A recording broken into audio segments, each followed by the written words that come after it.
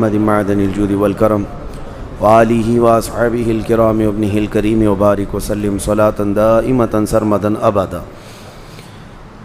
نبی پاک صلی اللہ تعالیٰ علیہ وسلم کی ہجرت کا تیسرا سال ہے، اور جیسے کہ میں نے بتایا دوسری ہجری میں جنگ بدر واقع ہو چکی تھی، اور جنگ بدر کے مقتولین جو تھے، جتنے مرے تھے، ان کافروں نے بدلے کی آگ میں پورے مکہ کو بھڑکا رکھا تھا، اور پھر وہاں سے تقریباً 3000 لوگ مکہ سے نکل کر کے مدینے پر چڑھائی کے لیے آ گئے۔ احد کے میدان میں یہ جنگ واقع ہو رہی تھی، دوسری جنگ ہے یہ جنگ احد۔ اس بیچ میں اور چھوٹی چھوٹی جنگیں ہوئیں، لیکن جو بڑی جنگ تھی جنگ احد، اور اس کا پورا نقشہ میں نے آپ کے سامنے رکھا۔ 700 صحابہ کرام تھے اور 3000 کے مقابل میں تھے، اور جنگ تقریباً یہ فتح کے قریب تھی۔ کفار میدان چھوڑ کر بھاگ چکے تھے، لیکن جو نبی پاک صلی اللہ علیہ وسلم نے جس اونچے ٹیلے پر 50 تیر انداز صحابہ کو کھڑا کیا تھا، وہ اتر گئے۔ حضور کا آرڈر آنے سے پہلے، حضور کا حکم آنے سے پہلے اتر گئے، جس کی وجہ سے اتنا بڑا نقصان ہوا کہ صحابہ بے خبری میں مال غنیمت جمع کر رہے تھے، تو خالد بن ولید اس وقت کافروں کی طرف سے سپہ سالار تھے، 200 گھڑ سواروں کو پیچھے کی طرف سے دوڑاتے ہوئے آئے، اور جو درے پر 10 لوگ بچے تھے جو چوٹی پر، ان کو پہلے شہید کر دیا، اور اس کے بعد پھر جو مال غنیمت جمع کر رہے تھے ان پر ٹوٹ پڑے۔ صحابہ کو یہ خبر ہی نہیں ہو سکی کہ کہاں سے حملہ ہو رہا ہے، کیسے ہو رہا ہے۔ تو جب ادھر بہت زیادہ ہم آہنگی ہو گئی، پھر جو بھاگے ہوئے مشرکین تھے وہ بھی بھاگ کر آگے واپس میدان میں آئے، تو صحابہ بیچ میں پس گئے۔ پیچھے سے 200 لوگ حملہ آور ہیں، سامنے سے بھی 2500 سے زیادہ لوگ حملہ آور ہیں، تو اس میں تقریباً 70 صحابہ کی جانیں گئی، 70 صحابہ کی جانیں گئی۔ یہی جنگ ہے جس میں وحشی غلام نے ایک پہاڑ کے پیچھے، ایک ٹیلے کے پیچھے گھات لگا کر چھپ کر حضرت امیر حمزہ کو نیزے سے مارا۔ وہ نیزہ سیدھا آپ کے سینے پر آیا اور پیٹھ سے نکل گیا، اور اتنا تیز زخم تھا کہ حضرت امیر حمزہ زمین پر گر گئے۔ اسی میں حضرت مصعب بن عمیر جو جھنڈا اٹھائے تھے، جن کے دونوں ہاتھ کاٹ دیے گئے تھے، اور یہی جنگ ہے جس میں نبی پاک صلی اللہ تعالیٰ علیہ وسلم کی طرف بڑھ کر کے ایک کافر آیا جس کا نام عمرو تھا، اور وہ مکہ کا نامی گرامی پہلوان تھا، اور وہ آیا اور نبی پاک صلی اللہ تعالیٰ علیہ وسلم کے اوپر حملہ کیا، تلوار کی برچھی سے حضور کے چہرے پر مارا۔ نبی پاک صلی اللہ علیہ وسلم بھی اس وقت لوہے کی ٹوپی جو ہوتی تھی وہ پہنے ہوئے تھے، اس تلوار کی مار کی وجہ سے لوہے کی تانت حضور کے رخسار کے اندر چلی گئی، اور ایسے کہ اس وقت حضور اکرم صلی اللہ تعالیٰ علیہ وسلم کو بڑی تکلیف تھی، اور وہ پے در پے حملے کرتے جا رہا تھا، اور ان حملوں کے درمیان جو صحابہ کی جان نثاری ہے وہ دیکھنے کے قابل تھی۔ حضرت طلحہ، ابو طلحہ انصاری حضور کے سامنے یوں کھڑے تھے کہ جتنے تیر آ رہے تھے، جتنے تلوار برسر رہی تھیں، سب وہ اپنی پیٹھ پر لے رہے تھے۔ 39 زخم ان کے پیٹھ پر صرف تلواروں کے تھے، 39۔ حضرت ابو طلحہ حضور کے سامنے اس طرح کھڑے تھے۔ حضرت ابو قتادہ ایک صحابی ہیں، وہ حضور صلی اللہ تعالیٰ علیہ وسلم کی ایسی ڈھال بن گئے تھے، صحابہ حضور کو گھیرے میں لے چکے تھے، ایک تیر بھی آنے نہیں دے رہے تھے حضور کی طرف، اور کفار پورے کے پورے جتھا بنا کر کے حملہ کر رہے تھے کہ حضور کو کسی طرح قتل کر دیں، نعوذ باللہ۔ حضرت ابو قتادہ اور حضرت سعد ابن ابی وقاص تو کنٹینیو تیر چلا رہے تھے۔ اس وقت حضرت ابو قتادہ کے پورے جسم میں 80 تیر لگے ہوئے تھے، اور ایک تیر تو سیدھے ان کی آنکھ میں گھس گیا جس سے ان کی پتلی باہر آ گئی۔ اس کے باوجود بھی وہ ہٹنے کا نام نہیں لیتے تھے۔ نبی پاک صلی اللہ علیہ وسلم نے ان کو پکڑ کر کھینچا اور کہا تم ہٹ جاؤ۔ ابو قتادہ کہتے ہیں یا رسول اللہ ابھی جان باقی ہے، ابھی جان باقی ہے۔ نبی کریم صلی اللہ تعالیٰ علیہ وسلم جب کبھی ان صحابہ کے کندھے پر ہاتھ رکھ کر کے اونچا سر کر کے کافروں کی طرف دیکھنا چاہتے تھے، تو حضرت ابو طلحہ ایڑیاں اٹھا دیتے اور اونچے ہو جاتے اور کہتے یا رسول اللہ چہرہ نہ اٹھائیں کہ کسی کا تیر آپ کے چہرے کی طرف نہ آ جائے۔ صحابہ کرام اتنی حفاظت، وہ اصل محافظ ناموس رسالت تھے، پہرے دار تھے۔ حضرت ابو قتادہ کی آنکھ جو باہر آئی، نبی پاک صلی اللہ تعالیٰ علیہ وسلم نے اپنی ہتھیلی میں ان کی آنکھ کی پوتلی، کسی کا آنکھ کا دیدہ پورا نکل آیا ہو، حضور نے اپنے ہاتھ میں لیا اور اس کے بعد واپس ان کی آنکھ پہ لگایا اور اپنا لعاب پاک لگا دیا۔ حضرت ابو قتادہ کہتے ہیں زندگی بھر مجھے خبر بھی نہیں ہوتی تھی کہ میری کون سی آنکھ پھوٹی تھی، اتنی میری آنکھ میں روشنی بھی تھی۔ اس کے بعد حضرت ابو عبیدہ بن جراح رضی اللہ تعالیٰ عنہ، یہ 10 صحابہ میں سے ہیں جو عشرہ مبشرہ ہیں، آئے۔ اس وقت کسی کی بھی یہ ہمت نہیں ہو رہی تھی کہ یہ جو تار اندر گئے ہیں لوہے کی سلاخ، اس کو کون نکالے، کیسے نکالے؟ رسول پاک صلی اللہ علیہ وسلم کی درد ہوگی، تکلیف ہوگی، لیکن نکالنا بھی ضروری تھا۔ کوئی ہاتھ لگانے کو تیار نہیں۔ حضرت ابو عبیدہ بن جراح آئے ہیں، انہوں نے ہاتھ نہیں لگایا بلکہ اپنے دانت سے پکڑ کر کھینچا جس سے ان کے دانت ٹوٹ گئے۔ حضرت ابو عبیدہ کے دانت ٹوٹ گئے، وہ لوہا کھینچنے کے لیے حضور کے رخسار میں جو اندر جا چکا تھا لوہا، ان کے دانت ٹوٹ کر گرنے لگے۔ صحابہ ان سے کہتے رہے کہ تمہارے دانت چلے گئے۔ اسی میں نبی پاک صلی اللہ علیہ وسلم کے 2 دانت مبارک شہید ہوئے۔ تو حضرت ابو عبیدہ کہتے ہیں ہاتھ سے نکالتا اور حضور کا ایک دانت جاتا تو میں زندگی بھر اپنے آپ کو ملامت کرتا۔ میں نے اپنے چہرے سے، اپنے منہ سے اسی لیے نکالا کہ میرے پورے دانت چلے جائیں حضور کے ایک دانت کی برکت سے۔ ایک دانت بھی اگر نبی پاک صلی اللہ علیہ وسلم کا گیا ہے، لیکن اس میں جذبات دیکھنے کا تھا صحابہ کا۔ حضرت حارث رضی اللہ تعالیٰ عنہ ایک صحابی ہیں، وہ آئے اور حضور صلی اللہ علیہ وسلم کے جب خون بہہ رہا تھا، وہ لوہے کی ٹوپی سے اور جنگی لباس کے اوپر انہوں نے حضور کو ایسے تھام لیا تھا کہ جہاں جہاں خون آتا تھا وہ سب کو اپنی زبان سے چاٹ لیا کرتے تھے، اور سب خون حضور صلی اللہ علیہ وسلم کا ایک قطرہ بھی انہوں نے زمین پر گرنے نہیں دیا۔ نبی پاک صلی اللہ تعالیٰ علیہ وسلم نے بعد میں ان سے پوچھا کہ حارث تم نے میرا خون پی لیا؟ کہا یا رسول اللہ صلی اللہ علیہ وسلم، دنیا کا سب سے پاکیزہ خون اس زمین پہ کیسے گرتا؟ سب سے پاکیزہ خون اس زمین پہ کیسے گرتا؟ مجھے یہ گوارا نہیں تھا۔ اب اس کی جو سزا ہے میرے آقا وہ مجھے دی جائے، میں نے جو خون آپ کا پی لیا۔ نبی پاک صلی اللہ علیہ وسلم نے فرمایا حارث تم پر جہنم کی آگ حرام ہو گئی، جہنم کی آگ حرام ہو گئی جس کے جسم میں میرا خون ہو۔ یہ جنگ احد کے معاملات تھے، اور اس میں جو عورتوں کا کردار تھا، حضرت ام عمارہ ایک صحابیہ ہیں، یہ تو ایسی ہیں اللہ کی پناہ۔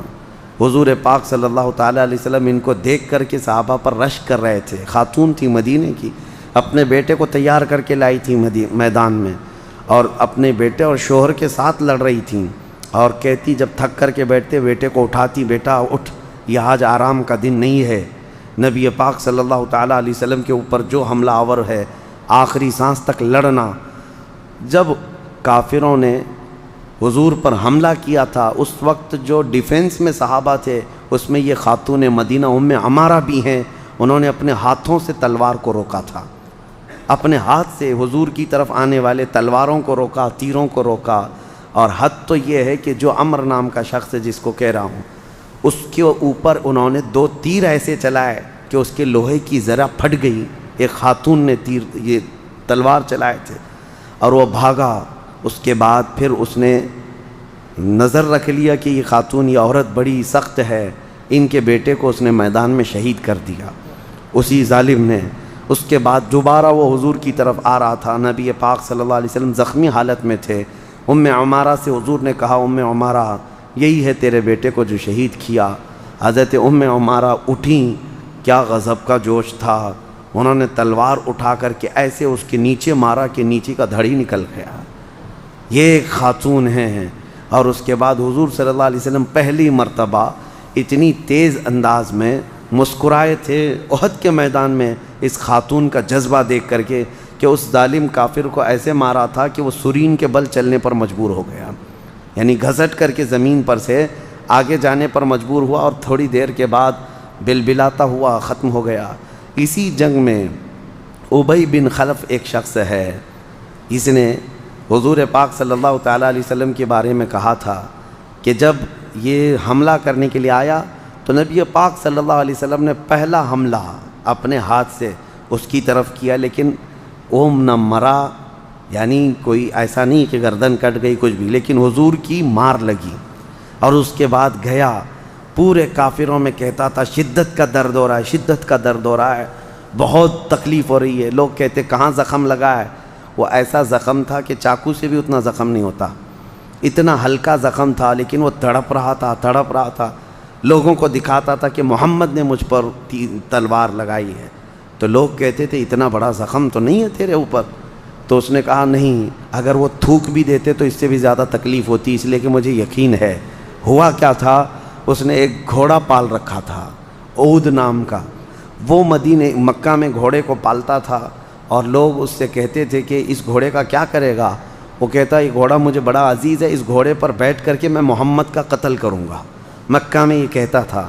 لوگوں نے آ کر کے حضور صلی اللہ علیہ وسلم سے عرض کیا کہ یا رسول اللہ، ابی بن خلف ایک گھوڑا پالا ہے، وہ کہتا اس پر بیٹھ کر کے آپ کو قتل کرے گا۔ حضور اس وقت جس کیفیت میں تھے آپ نے فرمایا وہ نہیں، میں قتل کروں گا۔ حضور کی زبان سے یہ الفاظ نکلے تھے۔ وہ ابی بن خلف کہتا ہے محمد نے کہا تھا تو ہو کر رہے گا۔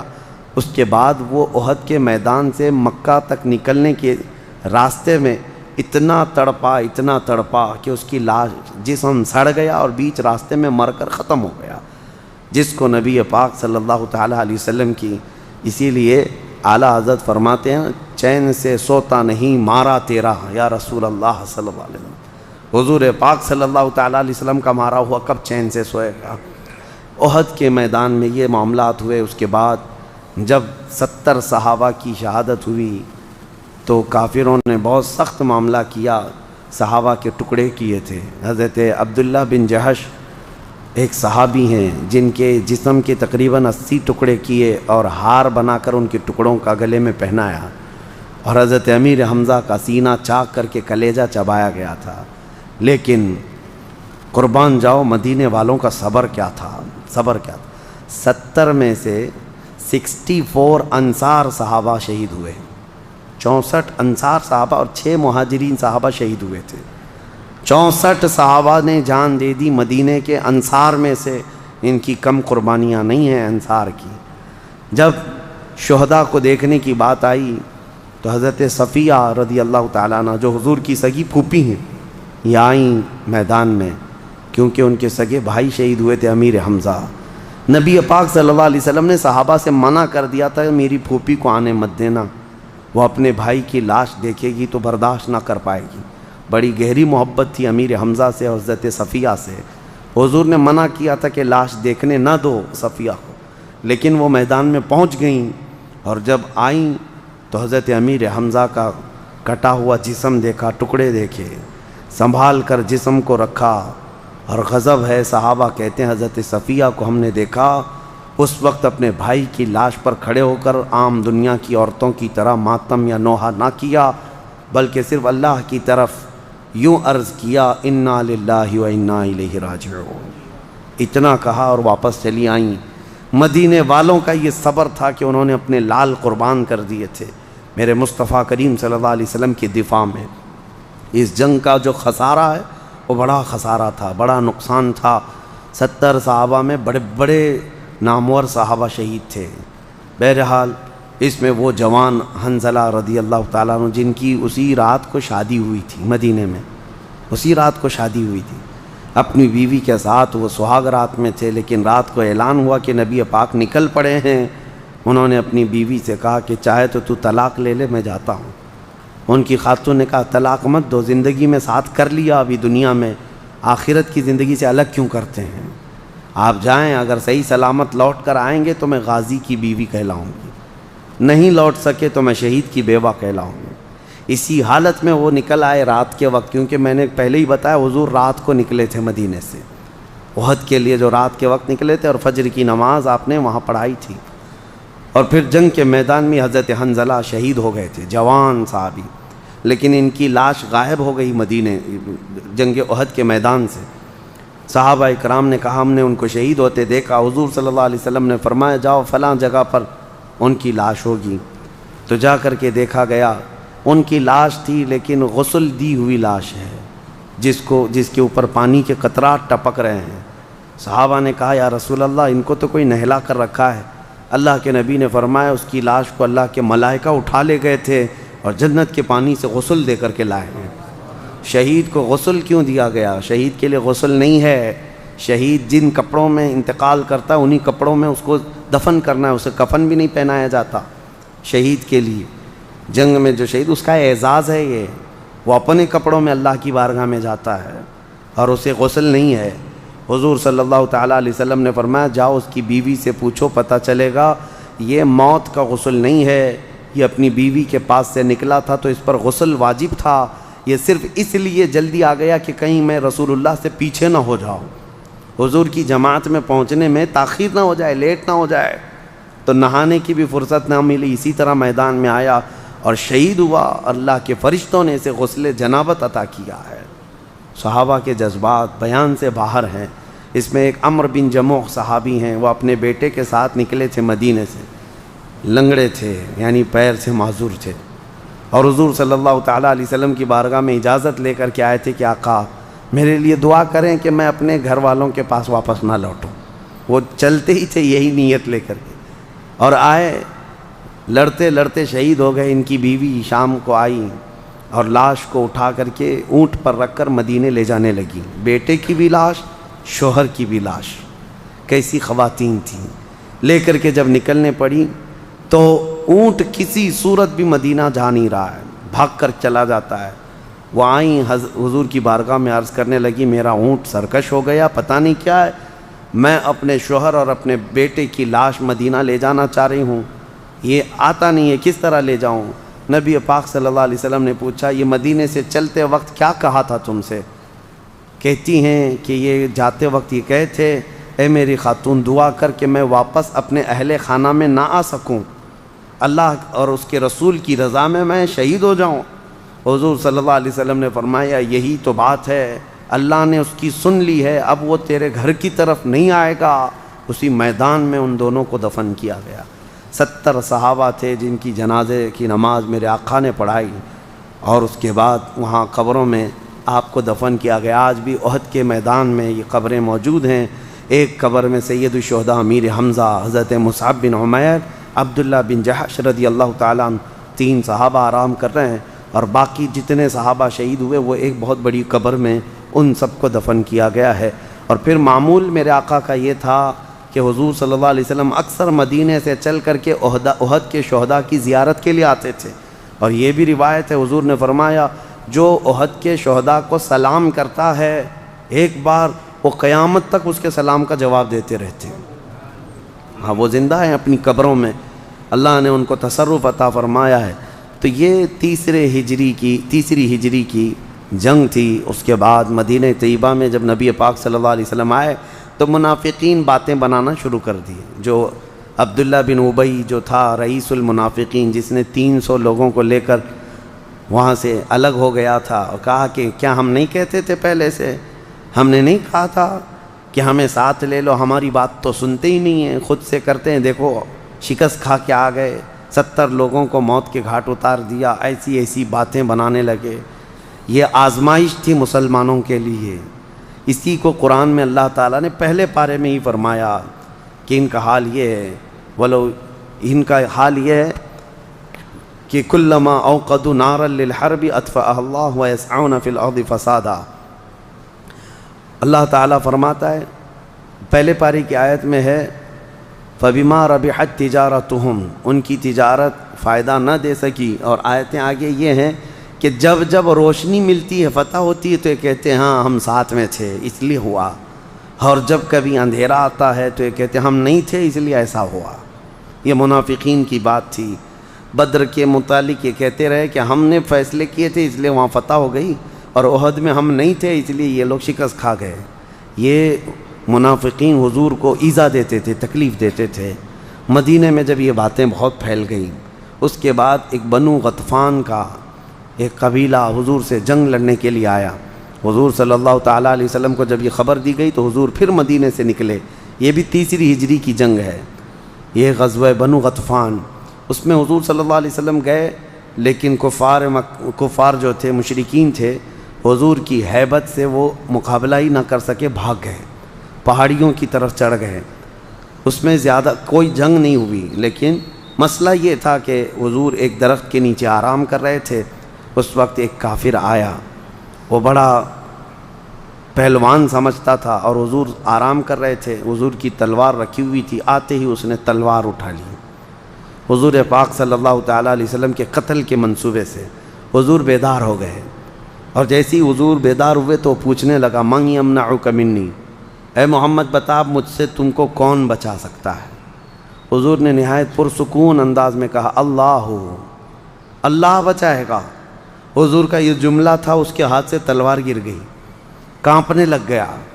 حضور نے تلوار فوراً اٹھا لی، پوچھا، من یمنعک منی، بتا اب مجھ سے تجھے کون بچائے گا؟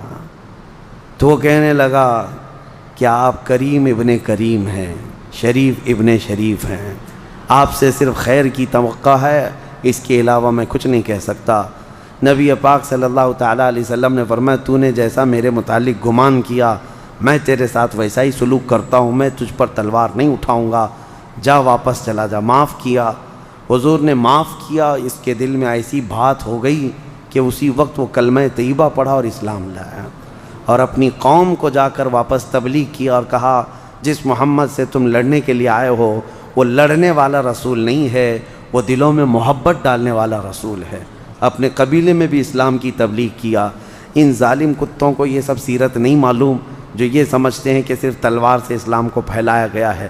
حضور کے ہاتھ میں تلوار بھی تھی، قبضہ بھی تھا، اور اس وقت پاور بھی تھا، جس کو چاہتے مارتے، قتل کرتے۔ نبی پاک صلی اللہ تعالیٰ علیہ وسلم کا مقصد خون بہانا نہیں تھا۔ اللہ کے نبی صلی اللہ علیہ وسلم اس زمین پر فساد کے لیے نہیں، امن قائم کرنے کے لیے تشریف لائے، اور لوگوں کو مخلوق کی عبادت سے نکال کر خالق کی عبادت میں لگانا، یہ اہم پیغام تھا۔ تیسری ہجری میں 2 غزوے اور ہوئے تھے، دو بڑے اہم واقعات۔ ایک ہے مقام رجیع، ایک جگہ ہے جہاں 10 صحابہ کو حضور نے بھیجا تھا۔ ایک کافروں کا قبیلہ آیا، انہوں نے کہا، ہم سب ہمارے خاندان والے ایمان لائیں گے، آپ اپنے صحابہ کو ہمارے ساتھ بھیج دیجئے تاکہ وہ اسلام سکھائیں۔ حضور نے 10 صحابہ کو چنا اور ان کو بھیجا۔ یہ کافر ساتھ میں گئے، لیکن جب اپنے علاقے میں گئے تو دغا کر دیا، دھوکہ کیا۔ سارے کافروں نے مل کر تلواریں نکالی اور ان 10 صحابہ کو شہید کر دیا۔ 10 صحابہ کو شہید کر دیا۔ ان میں بھی بڑے نامور صحابہ تھے، دھوکے سے قتل کیا۔ یہ نبی پاک صلی اللہ تعالیٰ علیہ وسلم کو اس کا بڑا غم تھا، بڑا قلق تھا۔ اور یہی ایک واقعہ اسی طرح کا بیر معونہ ایک جگہ ہے، وہاں پر بھی حضور صلی اللہ تعالیٰ علیہ وسلم نے صحابہ کو بھیجا تھا، تقریباً 70 صحابہ۔ اس میں بھی ان کافروں نے دھوکے سے کچھ صحابہ کو شہید کیا۔ اس واقعے کی تفصیلات میں انشاءاللہ اگلے درس میں بتاتا ہوں۔ اس کے بعد 4 ہجری کے اہم معاملات، کہ ہاں 3 ہجری میں جو احکامات ہوئے، جو بہت سارے معاملات آئے، اس میں حضرت امام حسن رضی اللہ تعالیٰ عنہ کی پیدائش خاص طور پر قابل ذکر ہے۔ مولا علی کے گھر میں پہلا بیٹا پیدا ہوا، وہ حضرت امام حسن 3 ہجری میں پیدا ہوئے۔ اور اس کے علاوہ یہی 3 ہجری تھی جب نبی پاک صلی اللہ تعالیٰ علیہ وسلم نے 3 بلکہ 4 شادی فرمائی حضرت حفصہ رضی اللہ تعالیٰ عنہ سے، جو حضرت عمر فاروق کی بیٹی تھیں، اور جنگ بدر میں ان کے شوہر شہید ہو چکے تھے۔ بدر کے بعد سے لے کر کے وہ بیوہ تھیں، حضور صلی اللہ تعالیٰ علیہ وسلم نے ان سے نکاح فرمایا۔ یہ 3 ہجری میں ہوا، اور میراث کے احکام بھی 3 ہجری میں اللہ تعالیٰ نے نازل فرمائے۔ اور اس کے علاوہ اسی 3 ہجری میں مشرک عورتوں سے نکاح کو حرام قرار دیا گیا۔ اس سے پہلے کافر عورتوں سے بھی لوگ نکاح کر لیتے تھے، لیکن اس کے بعد اللہ تعالیٰ کا حکم آیا کہ مومن مومنہ سے نکاح کرے گا، اور مومنہ صرف مومن سے ہی نکاح کرے گی۔ قرآن میں بھی آیتیں آ گئیں۔ اس کے بعد یہ حرام قرار دے دیا گیا کہ کوئی مومن کسی مشرک سے یا مشرکہ سے نکاح ہرگز نہیں کر سکتا۔ یہ بات آج بھی صاف سمجھ میں آنا چاہیے لوگوں کو۔ ہم جو ہے مکس کلچر میں رہتے ہیں، ہمارے نوجوان اس بات کو سمجھتے نہیں، اور یہ سمجھتے ہیں کہ کسی بھی لڑکی کو حاصل کرنے کے لیے کوئی نان مسلم ہے، نکاح کرنا ہے، اور نکاح کرنے کا ذریعہ یہ سمجھتے ہیں کہ ہم ان کو اسلام کی طرف بلائیں گے اور اسلام وہ قبول کر لے گی، ہم نکاح کریں گے۔ ایک بڑا ثواب کا کام، اس کو بہت بڑا ثواب کا کام سمجھتے ہیں۔ یقیناً ثواب کا کام ہے، آپ جاؤ خوب تبلیغ کرو اور لوگوں میں اسلام بانٹو۔ شادی کے لیے تھوڑی نا اسلام ہے، شادی کے لیے اسلام یہ بہانہ نہ ہو، ورنہ جو شادی کے لیے ہی اسلام میں آیا ہو، کیا پتہ کہ تمہاری شادی اگر برقرار نہ رہی تو پھر وہ اپنے واپس اسی دھرم میں چلے جائے یا اپنے بچوں کو بھی وہی مرتد بنا دے۔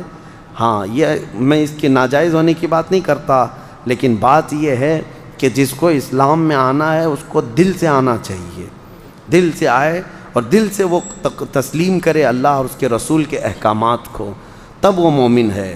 اور لوگوں کو یہ انتظار بھی کرنا چاہیے 6 مہینے دیکھیں کہ کیا وہ اپنے ایمان پر باقی ہے یا نہیں۔ ایسے کئی معاملات ہمارے سامنے موجود ہیں۔ ایک صاحب ہمارے پاس آتے تھے، نماز پڑھتے تھے، شادی شدہ تھے، لیکن پتہ نہیں دوسری عورت کے چکر میں چلے گئے اور غیر مسلم، اور اس کو کلمہ پڑھایا، ایمان میں لایا اور شادی کر کے پہلی والی کو بیچارے 2 بچوں کے ساتھ چھوڑ دیا، اور پھر اس کے ساتھ ایسا مگن ہوا، ابھی موجود ہے وہ شخص، چند سالوں پہلے کی بات میں کہہ رہا ہوں۔ اس کے بعد اب کے حالات یہ ہیں کہ یہ وہ دوسرے قوم کی عورت تھی، ایسا غلبہ کر گئی کہ اس شخص کو لے کر اپنے ہاں چلی گئی، اور یہ شخص جو کبھی مسجد میں آتا تھا اب وہ مندر میں پوجا پاٹ کرتا ہے روزانہ، اور بچے اس سے بھی ہوئے ہیں اور بچوں کے نام بھی ہندوانہ رکھا ہے۔ ہاں، لوگ جو یہ سمجھتے ہیں کہ ہم ان کو ایمان کی طرف لائیں گے، کبھی ایسا ہوتا ہے کہ محبت تمہارے اوپر غالب آ گئی کسی کی، کہیں ایسا نہ ہو کہ وہ تمہارا ایمان ختم ہو جائے۔ ایک بہت بڑے محدث ایسے گزرے ہیں، بہت بڑے محدث ہیں جن کی حدیث کی کتابیں ہیں، ایک خارجی عورت سے ان کو پیار ہو گیا تھا، محبت ہو گئی۔ اس وقت کے علماء نے انہیں کہا بھی تھا کہ آپ کس سے نکاح کر رہے ہیں؟ آپ نے کہا میں اس کو اہل سنت و جماعت بناؤں گا، اس کو میں سنی بناؤں گا، اور اس کے لیے ایسے ویسی باتیں کیے، اور اس کے بعد وہ نکاح کر کے آ گئیں۔ تو یہ بڑے محدث جو تھے اہل سنت و جماعت کے، یہ خود ہی خارجی بن گئے اور کفر کی موت مر گئے، کفر کی موت۔ محدثین نے یہ واقعہ لکھا ہے، یہ عبرت کے لیے ہے کہ جب اتنی بڑی حدیثوں کا عالم بہک گیا، ما شما ہم سب، ہماری کیا حیثیت ہے؟ یہ بات یاد رکھیں۔ اللہ تعالیٰ نے حکم نازل فرمایا 3 ہجری میں ہی، یہ اہم واقعات تھے 3 ہجری کے۔ انشاءاللہ العزیز سیرت کے باب کو کنٹینیو کیا جائے گا۔ وآخر دعوانا الحمدللہ رب العالمین۔